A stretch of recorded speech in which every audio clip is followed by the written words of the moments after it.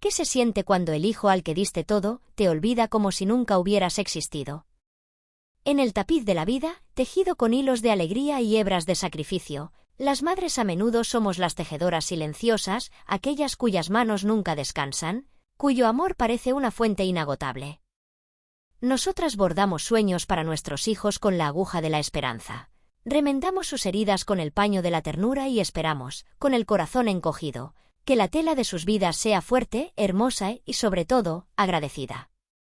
En nuestro pequeño mundo, en el barrio que me vio crecer y luego envejecer entre sus calles adoquinadas y el aroma a jazmín en las noches de verano, la gente suele decir con esa sabiduría popular que tanto encierra, de tal palo, tal astilla.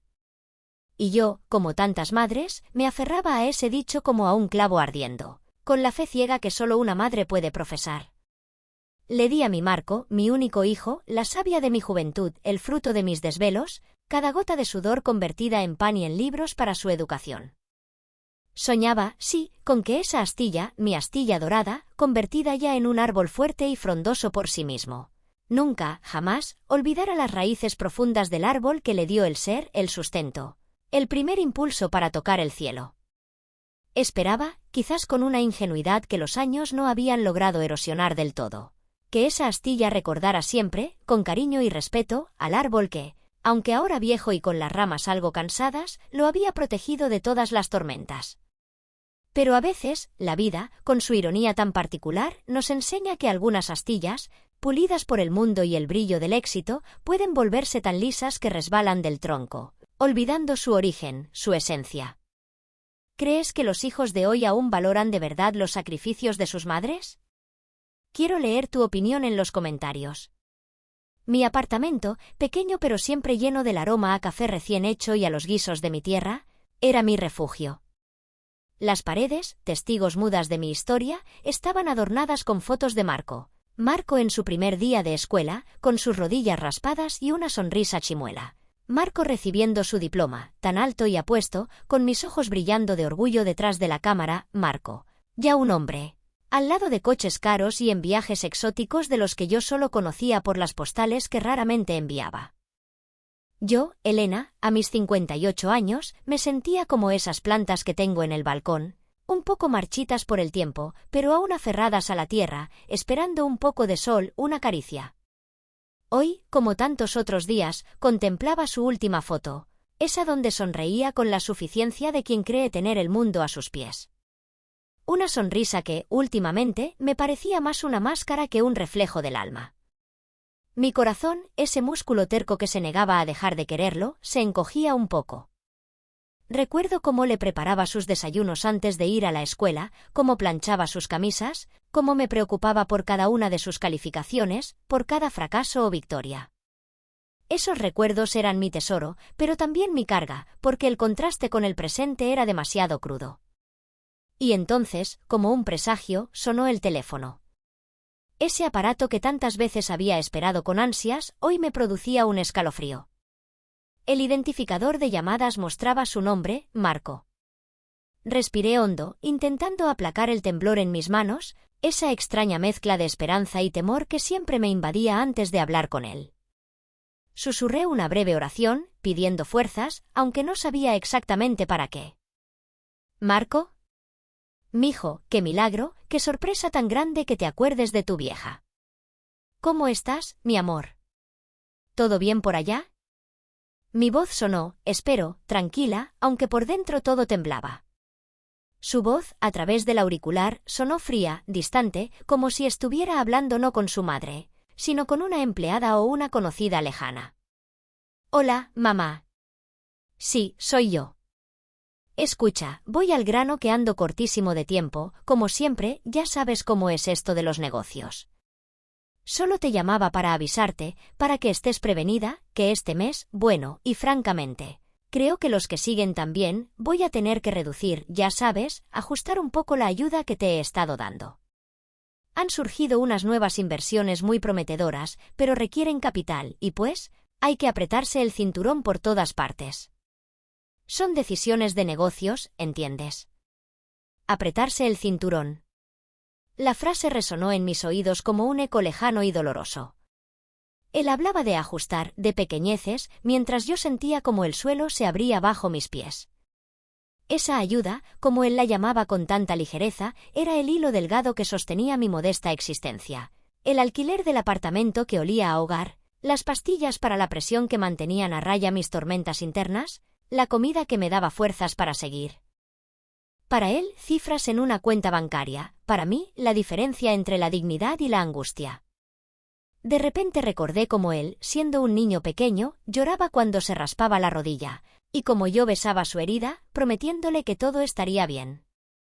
Ahora la herida la infligía él y no había nadie para besarla. Pero, Marco, mijo, ¿reducirla mucho? ¿Estás seguro? Es que, tú sabes que con eso compro mis pastillas para la presión, las del corazón, y también para la comida y los recibos. No es un lujo, es lo necesario para vivir.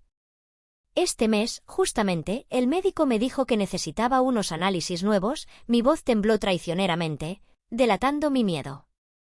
Su respuesta estuvo impregnada de una impaciencia que ni siquiera intentó ocultar. «Ay, mamá, por favor. No empieces con el melodrama, ¿quieres? Siempre es algo. Son solo unos pesos menos, una cantidad insignificante para mi presupuesto, pero que a ti te obliga a ser más eficiente. Ya verás cómo te ajustas, siempre lo haces. Además, si te cuidaras un poco más, si comieras más sano y no te preocuparas tanto por todo, seguro no necesitarías tantas medicinas. Es cuestión de actitud. Mira, de verdad tengo que colgar, una videoconferencia importante me espera. Luego hablamos, ¿sí? Cuídate». Clic. El sonido de la llamada finalizada fue como el portazo de un futuro incierto. Me quedé con el auricular en la mano, sintiendo su frío plástico contra mi oreja, como si aún pudiera escuchar el eco de su indiferencia. Una lágrima, caliente y rebelde, rodó por mi mejilla, seguida de otra y otra. Pero no eran solo lágrimas de tristeza o de miedo. Eran también lágrimas de una profunda, profundísima decepción. Y entre ellas, como una brasa que se niega a extinguirse bajo la ceniza, comenzó a arder una chispa. Una chispa de rabia, sí, pero también de una resolución fría y clara que no sabía que poseía. Él, mi hijo, me pedía que me apretara el cinturón mientras se paseaba por la vida con zapatos de diseñador y trajes a medida. Él, que había olvidado el sabor del pan duro y el frío de las mañanas sin calefacción que yo había soportado para que él nunca los conociera. Ese día, mientras el sol de la tarde se filtraba melancólicamente por la ventana, algo cambió dentro de mí. Entendí que mi hijo no solo había olvidado el valor del sacrificio, sino que también había empezado a tasar mi amor en monedas. Y quizás, solo quizás, era hora de que yo, su madre, la viejita sentimental, le enseñara una última lección sobre el verdadero valor de las cosas. Una lección que, esperaba, no olvidaría jamás. Este pensamiento, apenas nacido, comenzó a crecer, a echar raíces en mi alma herida, dándome una fuerza inesperada. Los días que siguieron a esa llamada se volvieron un lienzo gris, pintado con los colores de la incertidumbre. Cada moneda que gastaba parecía pesar el doble. Cada alimento que compraba me recordaba la fragilidad de mi situación. Empecé a planificar mis gastos con más cuidado, negándome incluso las pequeñas cosas que antes me daban una pequeña alegría. Un panecillo fresco para el café de la mañana, una nueva madeja de hilo para tejer. Pero en medio de esa neblina, los recuerdos de un pasado no tan lejano emergían con una claridad dolorosa, casi hiriente. Eran como pequeñas luces que iluminaban el camino que había recorrido, un camino sembrado de renuncias y esperanzas. Me veía a mí misma, mucho más joven, con la espalda curvada sobre la máquina de coser hasta altas horas de la madrugada, el zumbido monótono acompañando mis sueños de un futuro mejor para Marco. El olor a tela nueva y el aceite de la máquina impregnaban mi pequeño cuarto de costura, que también era mi dormitorio. Cada puntada era una promesa, cada prenda terminada un pequeño paso hacia su educación. Recuerdo el cansancio acumulado en mis huesos, pero también la determinación férrea en mi corazón. Todo por Marco, me repetía como un mantra. Cosía vestidos para las niñas del vecindario, arreglaba ropa para conocidos, aceptaba cualquier trabajo para ganar un centavo extra. Mis dedos estaban picoteados por las agujas y mis ojos se cansaban por el esfuerzo, pero no me rendía. Luego, la imagen cambiaba. Estaba en la cocina de una casa ajena, con el delantal puesto, mis manos enrojecidas por el agua fría y los detergentes fuertes, limpiando suelos que no eran los míos, cocinando para bocas que no eran las de mi hijo. Pero al final del día, el sobre con el jornal, aunque magro, significaba libros nuevos para Marco, zapatos para el colegio, la posibilidad de que él no tuviera que conocer la dureza de ese tipo de trabajo. Soportaba las miradas altivas de algunas patronas, el trato impersonal, porque mi meta era más grande que mi orgullo herido. A veces tenía que tragar palabras amargas, contener las lágrimas, pero siempre recordaba por quién lo hacía todo. Y como olvidar las noches en vela, sentada a la mesa de nuestra humilde cocina, ayudando a un Marco adolescente, a veces hosco y distraído, con esas tareas de matemáticas que a mí me parecían jeroglíficos indescifrables. Buscaba la paciencia en el fondo de mi alma, le explicaba una y otra vez, con palabras sencillas, hasta que una chispa de comprensión se encendía en sus ojos. Recuerdo haberme negado a mí misma un abrigo nuevo en un invierno especialmente crudo, para poder comprarle esa calculadora científica que tanto necesitaba y que él había pedido con la naturalidad, de quien espera recibirlo todo. Mi alegría era ver su alegría, su progreso. Celebraba cada una de sus pequeñas victorias como si fueran mías. La culminación de esos años de esfuerzo llegó el día de su graduación universitaria. Allí estaba yo, entre la multitud de padres orgullosos, con mi mejor vestido, uno que había arreglado 1000 veces, sintiendo que el corazón se me salía del pecho. Cuando Marco subió al estrado a recoger su diploma, con su toga y birrete, tan alto, tan lleno de promesas, mis ojos se inundaron de lágrimas. Eran lágrimas de pura felicidad, de misión cumplida. Él era mi obra maestra, el resultado de todos mis sacrificios. En ese momento, todo el cansancio, todas las privaciones, parecieron desvanecerse, validados por su éxito. Imaginaba cómo se convertiría en un gran hombre, cómo cambiaría el mundo para mejor y cómo yo, su madre, estaría aún más orgullosa de él. Ahora, en la soledad de mi apartamento, esos recuerdos se mezclaban con la amargura del presente. Abrí el refrigerador. Un par de huevos, media cebolla, un trozo de queso ya reseco. La imagen contrastaba brutalmente con las fotos que Marco a veces publicaba en sus redes sociales. Cenas en restaurantes de lujo, copas de vino espumoso, platos exóticos que yo ni siquiera sabía pronunciar. Él en su mundo de abundancia, yo contando las monedas para llegar a fin de mes. Ajustarse, dijo. Como si fuera tan fácil encoger el estómago o decirle al cuerpo que no necesita medicinas. ¿Cuándo te volviste así, Marco? ¿En qué momento el brillo del dinero opacó el recuerdo de quién te dio la mano para que pudieras volar tan alto? Estas preguntas daban vueltas en mi cabeza, sin darme tregua. Mientras tanto, Marco y su esposa, Valeria, una mujer que siempre me había mirado con una mezcla de condescendencia y lástima disimulada, discutían sobre si el nuevo BMW debía ser gris espacial o negro zafiro. Yo intentaba estirar el caldo de pollo para que me durara 2 días más. Valeria, con sus uñas impecables y su ropa de marca, siempre había sido una influencia sutil pero constante en la actitud de Marco hacia mí. La oía en mi mente, con su voz meliflua: ¿de verdad necesitas visitar tanto a tu mamá, cariño? Con enviarle dinero es suficiente. Además, su casa siempre huele un poco a, bueno, ya sabes. Y Marco, deseoso de complacerla, de encajar en ese mundo de apariencias al que tanto aspiraba, asentía. Nunca entendía a Valeria, sus valores eran tan distantes de los míos. Para ella, lo principal eran las cosas, el estatus, y no las relaciones humanas o el calor del alma.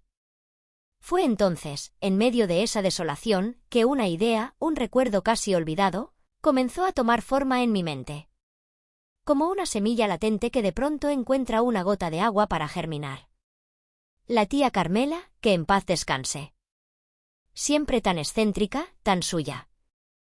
Me dejó aquel pedacito de tierra. Recordé un pequeño terreno que mi tía Carmela, hermana de mi madre, me había heredado hacía muchos años. Estaba en las afueras del pueblo de Paz Robles, un lugar que en aquel entonces era poco más que campo y polvo. Marco, en una de sus raras visitas, lo había visto una vez y se había reído. «Mamá, esto no vale nada», me dijo con su típica suficiencia juvenil. «Es un secarral». Mejor véndelo por lo que te den y cómprate algo bonito. Yo, por alguna razón que ni yo misma entendía del todo, quizás por un lazo sentimental con mi tía, o por pura terquedad, nunca lo vendí. Pagué religiosamente los pocos impuestos que generaba año tras año, casi olvidándome de su existencia. Guardaba los documentos de esta tierra junto con otros papeles familiares, sin darles especial importancia. Movida por un impulso repentino, busqué en el viejo baúl donde guardaba los documentos importantes. Allí estaba la escritura, amarillenta por el tiempo. Paz Robles. ¿Cómo estaría ahora ese lugar? Decidí llamar a Sofía. Sofía, mi hermana del alma, mi amiga incondicional, la única persona en el mundo que conocía mis alegrías y mis penas sin juzgarme.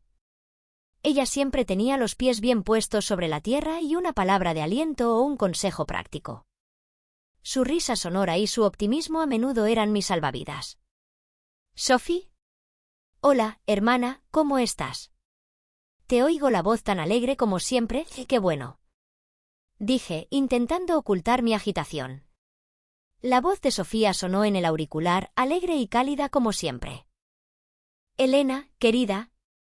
Qué gusto oírte. Pues aquí ando, regando mis geranios. Pero dime, ¿a qué debo el honor?» Te escucho un tono diferente. ¿Todo en orden? No me digas que el zángano de tu hijo te ha dado otro disgusto. Suspiré levemente. Bueno, de Marco ya hablaremos luego. Cosas de siempre, ya sabes. Pero te llamaba por otra cosa. Oye, Sophie, tú que tienes tan buena memoria y estás más al tanto de las novedades. ¿Te acuerdas de aquel terrenito que me dejó la tía Carmela en Paz Robles? Sí, ese mismo, el que Marco siempre dijo que era un pedregal inútil, que no servía ni para plantar nopales. Sofía guardó silencio un momento, y luego su voz cambió, se volvió más interesada. ¿El terrenito de Paz Robles? Claro que me acuerdo, Elena. ¿Cómo olvidarlo, con lo que nos reímos de las ocurrencias de la tía Carmela? Pero, espera un momento. Paz Robles ya no es el pueblucho polvoriento de antes. ¿No te has enterado? Justo por esa zona, cerca de donde está tu terreno, si no me equivoco, van a construir un centro comercial enorme. Y también una nueva carretera. Dicen que esos terrenos han subido de precio como la espuma. ¿Por qué me lo preguntas? ¿A poco sigues teniendo esa joyita escondida? Una leve sonrisa, astuta, la primera sincera en muchos días, se dibujó en mis labios. El destino, a veces, tiene formas muy curiosas de mover sus hilos. Esta noticia, inesperada e impactante, despertó en mí algo olvidado hacía mucho tiempo, la esperanza. Curiosidad, Sophie, solo una vieja curiosidad que de repente me ha picado, respondí, intentando mantener un tono tranquilo, aunque el corazón me latía con fuerza por la emoción. En los días siguientes, Marco hizo una de sus visitas relámpago. Llegó con la prisa marcada en el rostro, mirando el reloj de pulsera, ese que seguramente costaba más de lo que yo ganaba en varios meses. Entró en mi humilde apartamento como quien entra en un lugar ajeno, casi exótico en su sencillez. Yo, con el corazón dividido entre el amor de madre y la creciente decepción, había preparado su plato favorito, ese mole poblano que tanto elogiaba cuando era niño, cuya receta mi abuela me había enseñado. El aroma llenaba cada rincón, un intento desesperado de mi parte por reconectar con el hijo que parecía haberse perdido en el laberinto del materialismo. Puse en la mesa la mejor vajilla, la que me había dejado mi madre, esperando que esto creara una atmósfera de calidez y confort. «Mijo, qué bueno que viniste. Aunque sea un ratito. Mira, te preparé tu mole, como a ti te gusta, con su ajonjolí tostado y todo. Siéntate, anda, come un poco», ofrecí, poniendo en mi voz toda mi ternura. Él miró el plato con disimulado desdén. «Hola, mamá». «Gracias, qué detalle, pero la verdad es que no tengo mucha hambre. Acabo de cerrar un trato importante y comimos algo en la oficina. Además, estoy tratando de cuidar la línea, ya sabes, el doctor dice que menos grasas, más ensaladas. Tú también deberías modernizar un poco tu cocina, ¿no crees? Tanta comida tradicional es pesada». Cada palabra era como una pequeña espina. «Modernizar mi cocina», decía. como si los sabores de su infancia, los que lo habían nutrido y consolado, fueran ahora algo obsoleto, algo de lo que avergonzarse. Miró a su alrededor, sus ojos evaluando mis modestos muebles, mis cortinas tejidas a mano, esas que habían visto pasar tantas estaciones. Recordé cómo le encantaban mis empanadas, cómo pedía más, cómo sus ojos brillaban de placer. ¿Dónde estaba ese niño? ¿Y estas cortinas, mamá, sigues con las mismas? Deberías darte una vuelta por esas tiendas nuevas de decoración, hay cosas increíbles. Le darían otro aire a este lugar, más actual. Bueno, en fin, solo pasaba a ver que todo estuviera en orden. No tengo mucho tiempo, una reunión me espera. Ya sabes, el deber llama. Pórtate bien y no hagas desarreglos. Se fue tan rápido como llegó, dejando tras de sí el aroma de su costosa colonia y un vacío aún más grande en mi pecho. El plato de mole quedó intacto sobre la mesa, enfriándose lentamente, como mis esperanzas. Miré la comida, preparada con tanto esmero, y sentí como la resolución que había nacido días atrás se solidificaba, convirtiéndose en una coraza. Ya no había lugar para la duda. Comprendí que tenía que actuar y actuar con decisión. Al día siguiente me reuní con Sofía en el café de la plaza, ese donde servían el pan de dulce más rico del barrio. Necesitaba su consejo, su apoyo, su visión práctica de la vida. Le conté mi plan, la idea que había empezado a rondarme, audaz y un poco aterradora. Le conté la llamada de Marco, sus palabras, cómo me había sentido. Removiendo mi café con leche, la mirada fija en la taza, dije, Marco cree que soy una viejita tonta, Sophie. Una mujer anticuada que no entiende su mundo de negocios y prisas. Piensa que mi único valor fue haberlo criado y que ahora solo soy una carga, una obligación mensual en su presupuesto. Pero se olvida de algo importante, esta viejita, como él seguramente me llama a mis espaldas, también tiene sus recursos, su astucia. Y sobre todo, tiene memoria. Sofía tomó mi mano con cariño. Su contacto era cálido y reconfortante. Ay, Elena, cuánto me duele oírte hablar así. Pero te entiendo, hermana. Ese muchacho tuyo necesita una buena sacudida para que ponga los pies en la tierra. Y dime, ¿qué es exactamente lo que tienes en mente con ese terreno de Paz Robles? Porque si es cierto lo del centro comercial y la carretera nueva, ese pedacito de tierra que tu tía te dejó, y que Marco despreció, podría ser tu pasaporte a la tranquilidad, y menuda ironía sería. Una sonrisa pícara iluminó mi rostro. Exactamente, Sofía, exactamente. Una ironía deliciosa, ¿no te parece? Mi plan es sencillo, pero requiere discreción. Primero, voy a averiguar cuánto vale realmente ese terreno. Voy a contactar a un buen abogado, quizás a don Anselmo, el que era amigo de papá, él es de confianza. Y luego, Sophie, voy a venderlo. Pero Marco no tiene por qué saber nada. Al menos, no todavía. Quiero que esta sea mi carta secreta, mi as bajo la manga. Sofía apretó mi mano con más fuerza. Me parece un plan estupendo, Elena. Ya era hora de que pensaras un poquito en ti. Cuenta conmigo para lo que necesites. Si hay que ir a Paz Robles a echar un vistazo o a hablar con quien sea, yo te acompaño. Este va a ser nuestro secreto. Su entusiasmo me dio más confianza. Y así, con la complicidad de Sofía, comencé mi pequeña revolución silenciosa. Visité a don Anselmo, un hombre mayor, de ojos vivaces y sonrisa amable, quien después de revisar los papeles y hacer algunas llamadas, me confirmó lo que Sofía sospechaba. El terreno valía una pequeña fortuna. El desarrollo urbano había llegado a Paz Robles con fuerza, y mi olvidado pedacito de tierra estaba justo en el epicentro de la expansión. La noticia me llenó de una extraña mezcla de euforia y nerviosismo. Tenía en mis manos la llave de mi independencia, la herramienta para darle a Marco la lección que tanto necesitaba. Don Anselmo prometió ayudar con la venta, encontrar un comprador confiable y asegurar la confidencialidad del trato. Paralelamente, decidí jugar un poco el papel que Marco esperaba de mí. Cuando llamaba, si es que lo hacía, yo exageraba mis achaques, me quejaba de dolores imaginarios. Le pedía pequeñas sumas de dinero para medicinas urgentes o pruebas médicas indispensables. Con mi voz temblorosa y débil, le decía por teléfono: «Ay, mijo, esta tos no se me quita, y los mareos son cada día peores. El doctor dice que necesito unas pruebas muy caras para ver qué tengo en los pulmones. No sé qué voy a hacer, hijito, estoy tan preocupada». Su respuesta, impregnada de un apenas disimulado fastidio, llegaba a través del auricular: «Uf, mamá, de verdad que siempre tienes algo. Mira, ahora mismo estoy hasta el cuello de problemas en la oficina, no tengo cabeza para más preocupaciones. Te mandaré algo cuando pueda, ¿de acuerdo? Pero trata de no enfermarte tanto, ¿sí?». Colgaba el teléfono y una sonrisa amarga se dibujaba en mis labios.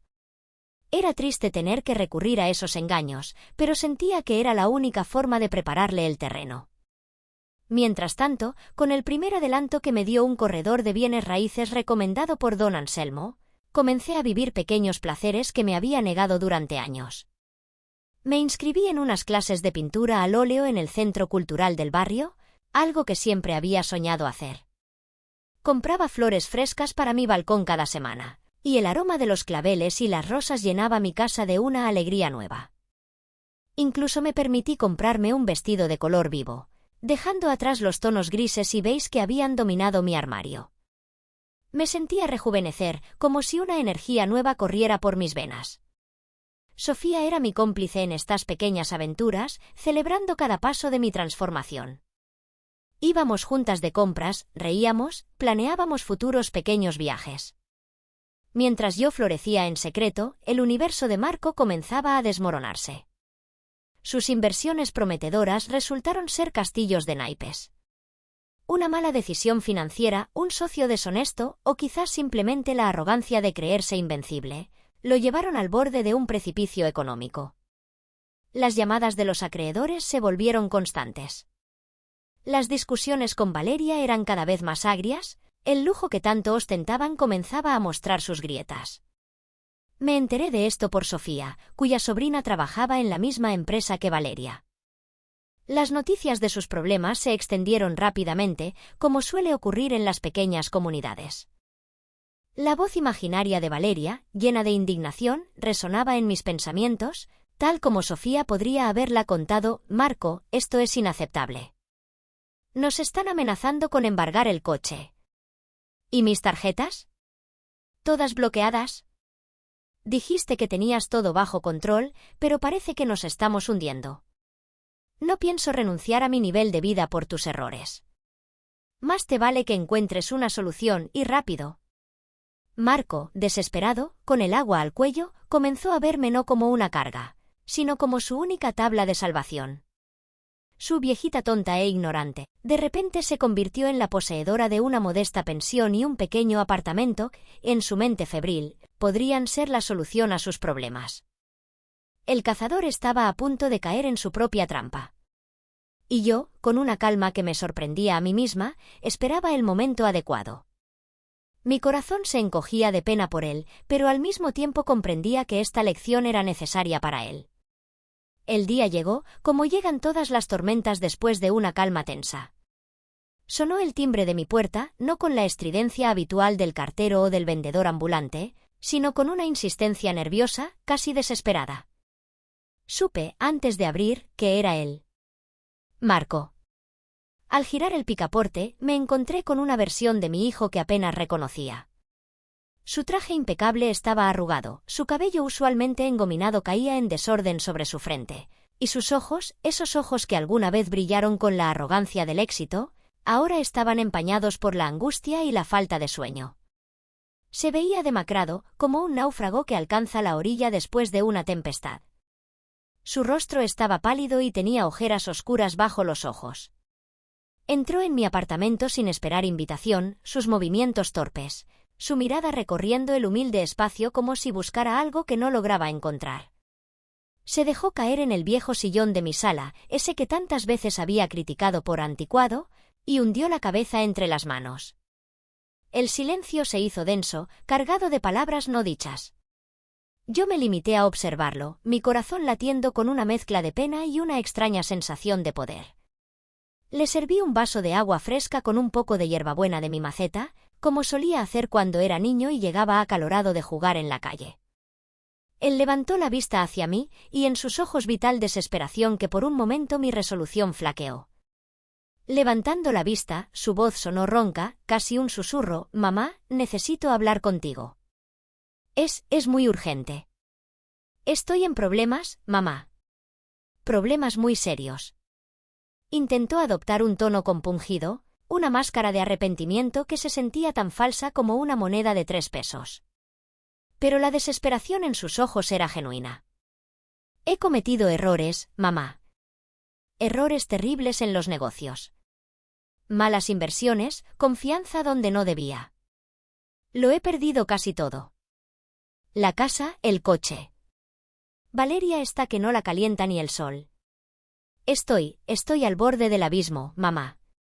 Al borde de perderlo todo, absolutamente todo». Hablaba rápido, confusamente, como si temiera que lo interrumpiera. Lo escuché con una serenidad que me sorprendió a mí misma. La Elena de antes se habría deshecho en lágrimas, habría corrido a abrazarlo, a ofrecerle sus últimos ahorros sin pensarlo 2 veces. Pero esta nueva Elena, la que había florecido en secreto, la que había redescubierto su propio valor, se mantuvo firme. Esperé en silencio a que terminara de hablar, dándole la oportunidad de desahogar todo su miedo y desesperación. «Vaya, mijo. Qué situación tan difícil la tuya. Suena verdaderamente complicado. Y dime, ¿qué es lo que tienes pensado hacer para salir de este embrollo? Porque supongo que tendrás algún plan, ¿verdad? Siempre has sido tan listo para los negocios». Mi voz sonó uniforme, quizás incluso demasiado tranquila para tal situación. Sus ojos, llenos de una falsa humildad que casi me hizo sonreír, buscaron los míos con una intensidad suplicante. Es que tú eres la única que puede ayudarme, mamá. Siempre has estado ahí para mí, en las buenas y en las malas. Sé que no me he portado bien contigo últimamente. Lo reconozco, he sido un tonto, un egoísta, un desagradecido. Estaba ciego por el dinero, por las apariencias. Pero te juro que he aprendido la lección. Estoy desesperado, mamá. Necesito un préstamo, uno grande. O quizás, bueno, estaba pensando, quizás podrías considerar vender este apartamento. Es pequeño, sí, pero algo nos darían. Podrías venirte a vivir con nosotros en cuanto nos recuperemos un poco. Yo te cuidaría, mamá, te lo prometo. Tendrías tu propio cuarto, estarías cómoda. Sería como antes, ¿recuerdas? Ahí estaba. La petición que había estado esperando. Vender mi apartamento. Mi hogar. El único lugar en el mundo donde me sentía verdaderamente yo, donde cada rincón guardaba un recuerdo, una risa, una lágrima. El lugar donde lo había acunado de bebé, donde había curado sus rodillas raspadas, donde había celebrado sus cumpleaños con pasteles hechos en casa. ¿Y para qué? Para salvarlo de las consecuencias de su propia ambición, de su propia ceguera. Para que yo, según sus nuevos cálculos, dejara de ser una carga con mis gastos superfluos, y me convirtiera en una inversión conveniente. Una leve sonrisa irónica, casi imperceptible, jugó en mis labios. Había llegado el momento. Mi voz sonó con una calma glacial que pareció sorprenderlo. ¿Vender mi apartamento, Marco? ¿Este lugar que tú mismo has calificado tantas veces de viejo y anticuado? ¿El mismo que, según Valeria, huele a guardado? ¿El nido donde te crié con tanto esfuerzo y que ahora quieres convertir en efectivo para tapar tus agujeros financieros? Y luego irme a vivir con ustedes, a ser un mueble más en su casa, esperando a que las cosas mejoren para que ¿me cuides? Dime, hijo, ¿es esa la solución que se le ocurrió a tu brillante mente de negociante? Se mostró visiblemente incómodo, comenzó a tartamudear. No, mamá, no lo digo así, no de esa forma tan cruda. Es solo que, es una opción, una posibilidad. Estamos desesperados, pensé que tú. Me levanté lentamente, sintiendo el peso de cada uno de mis años, pero también la ligereza de la decisión tomada. Caminé hacia el viejo vargueño de nogal que había sido de mi madre, donde guardaba mis tesoros más preciados, cartas antiguas, fotos amarillentas y, sí, los documentos que cambiarían el curso de nuestra conversación. Abrí el cajón con una pequeña llave que siempre llevaba conmigo y saqué una carpeta de cartón. Regresé a la mesa y con un gesto deliberado puse los documentos frente a él. Mira esto, Marco. Con atención, por favor. Estos son los papeles de venta de un terrenito insignificante que me dejó en herencia tu tía Carmela, allá en Paz Robles. ¿Lo recuerdas vagamente? Sí, ese mismo, el que según tu experta opinión de aquel entonces no valía ni para plantar un maguey, el que era un secarral inútil. Marco tomó los papeles con manos temblorosas. Sus ojos pasaron de la confusión al asombro y luego a una incredulidad casi cómica mientras leía las cifras, los ceros que se acumulaban en el precio de venta. Era una suma considerable, muchísimo más de lo que él necesitaba para cubrir sus deudas y salvar su estilo de vida. Palideció, levantó la vista hacia mí, la boca entreabierta, incapaz de articular una sola palabra. Su rostro se alargó y sus ojos se abrieron de par en par, como si hubiera visto un fantasma. Disfruté íntimamente de su desconcierto, mi voz firme, sin un atisbo de duda. Pues resulta, mijo, que ese secarral estaba ubicado estratégicamente en una zona de gran desarrollo urbano. Un nuevo centro comercial por aquí, una carretera importante por allá. ¿Quién lo diría, verdad? Esta viejita tonta y sentimental, como seguramente me has catalogado en tu mente tantas veces, hizo un negocio redondo. Lo vendí hace apenas unas semanas, Marco. Y digamos que obtuve una suma interesante. Muy interesante.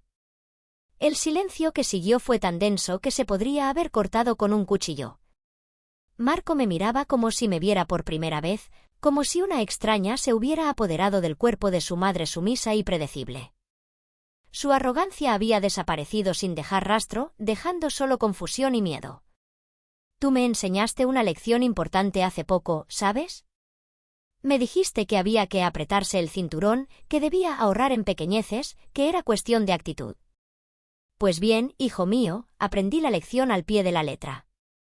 Y después de mucho reflexionar, decidí invertir.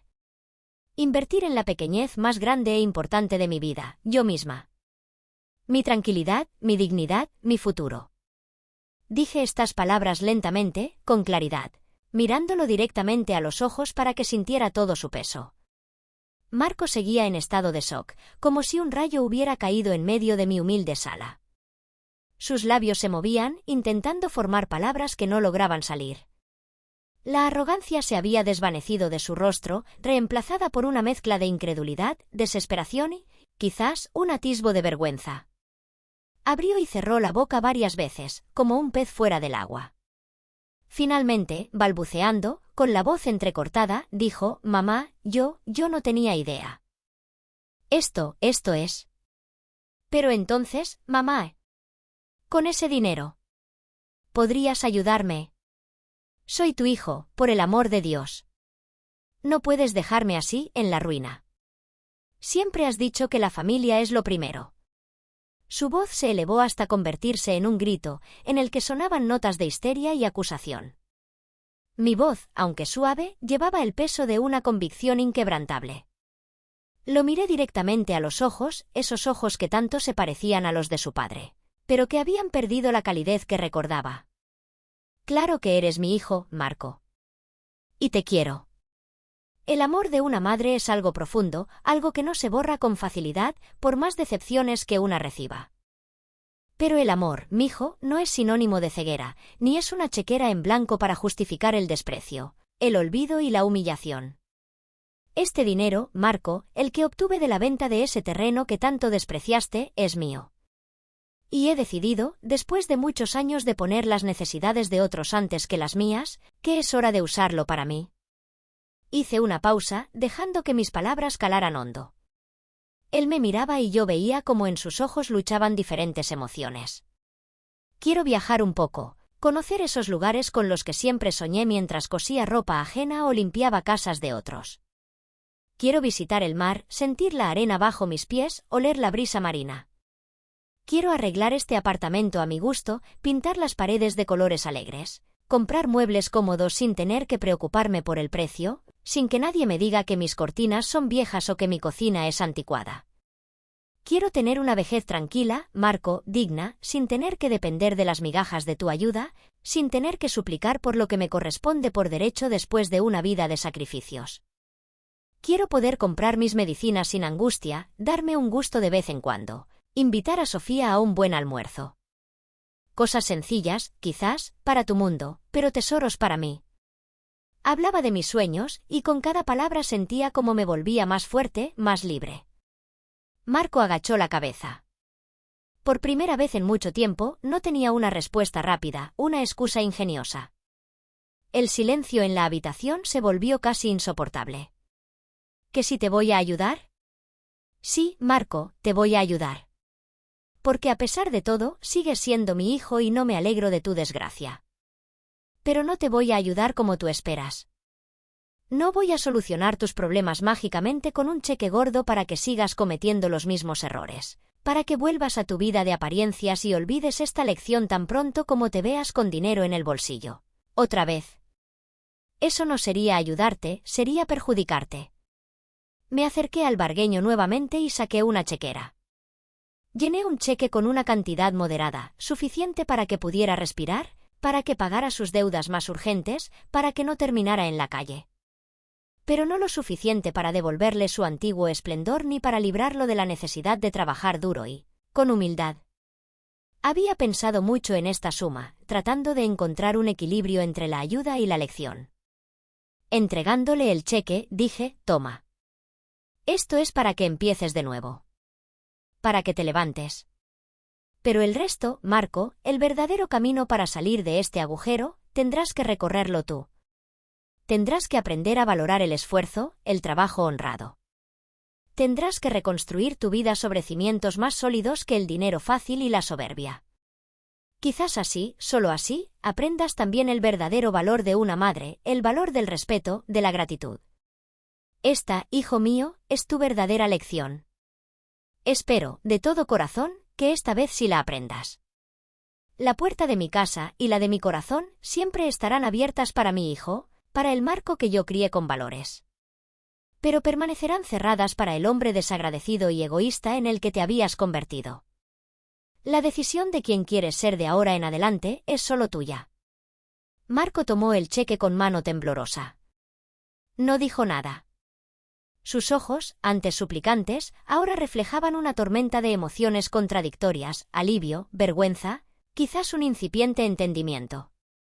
Salió de mi apartamento en silencio, con los hombros caídos, dejando tras de sí no el aroma de su costosa colonia, sino el hedor de sus errores. Lo vi marcharse y en mi corazón no había triunfo, solo una tranquila tristeza y una débil esperanza de que realmente cambiara. Ese día, mientras el sol se ponía tiñendo el cielo de tonos anaranjados y púrpuras, sentí que una nueva etapa comenzaba para ambos. Mi hijo había recibido la lección más dura, pero quizás la más necesaria de su vida. Y yo, Elena, la viejita tonta, había recuperado no solo mi independencia económica, sino algo mucho más valioso, mi dignidad, mi voz, el control sobre mi propio destino. Aprendí, aunque tarde, que nunca es demasiado tarde para valorarse, para tomar las riendas y para enseñar, con amor pero con firmeza, que el respeto, como el cariño más puro, se cultiva día a día, con pequeños gestos y grandes verdades. Sentí una ligereza que no había sentido en años, como si un pesado fardo hubiera caído de mis hombros. Los meses siguientes fueron de redescubrimiento.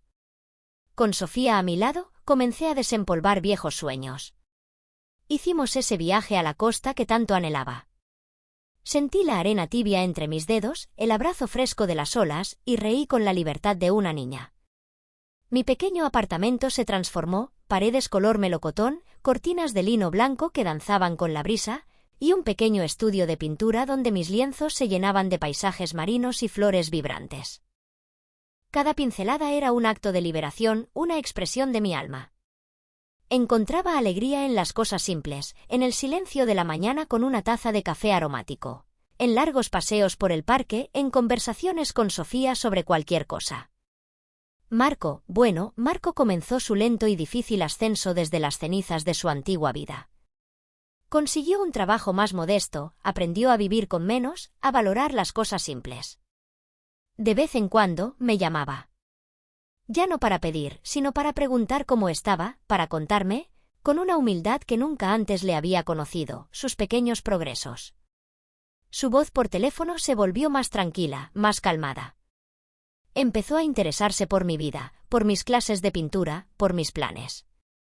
Eran pequeños pasos, pero daban esperanza. Alguna vez incluso apareció con un ramo de mis flores favoritas, compradas no con la tarjeta de crédito de la empresa, sino con el sudor de su frente. No sé si nuestra relación volverá a ser como antes, o si es mejor que no lo sea. Pero algo nuevo están haciendo, algo basado en un respeto que antes no existía. Quizás la astilla, después de todo, estaba aprendiendo a recordar al árbol. No esperaba grandes gestos de él, solo sinceridad y un verdadero arrepentimiento que se manifestara en sus acciones, no solo en palabras.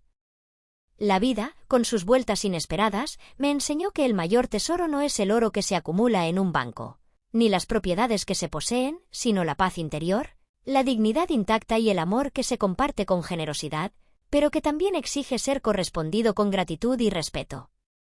Y a veces, solo a veces, para encontrar ese tesoro escondido dentro de una misma, hay que estar dispuesta a remover, con valentía, la tierra del olvido y la costumbre. Y florecer, sin importar la edad, con todos los colores del alma. Porque cada mujer, cada madre, merece ser valorada, amada y respetada, y sobre todo, debe valorarse, amarse y respetarse a sí misma. La historia de mi vida se convirtió para mí misma en una lección de fortaleza y autoestima.